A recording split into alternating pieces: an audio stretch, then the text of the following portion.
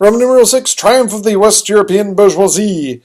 The bourgeoisie is a term now used to contrast to the upper class, or used to be in contrast to the upper class. Now it's a contrast to the working class.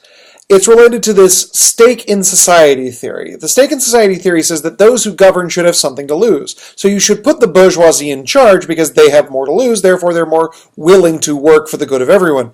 At least in theory, that was, again, the theory. Under the frustration and challenge of labor, the labor market, wages are subject to supply and demand. Only skills that are needed will get paid more. It's the logic here.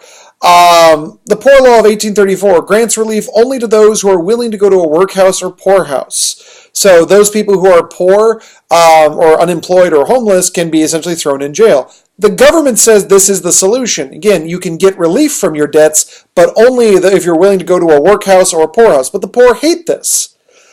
Part of the reason why they don't feel like this is fair is because fluctuating prices and wages also make their lives incredibly difficult. In other words, it's hard for them to save and to build a house and build a life when you don't know how much money you're going to have on a week-to-week basis, or how much money things are going to have or going to cost on a week-by-week basis.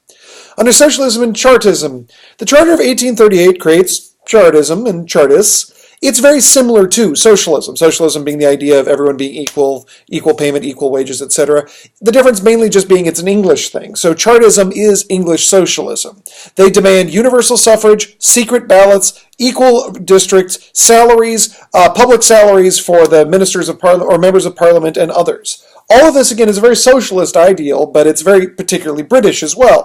Things, again, like the public salaries for members of parliament, that's again a uniquely British thing. Under petitions and the defeat of the Chartists, over half of all the males in England signed a petition demanding the Charter 1838's acceptance. It's rejected by Parliament.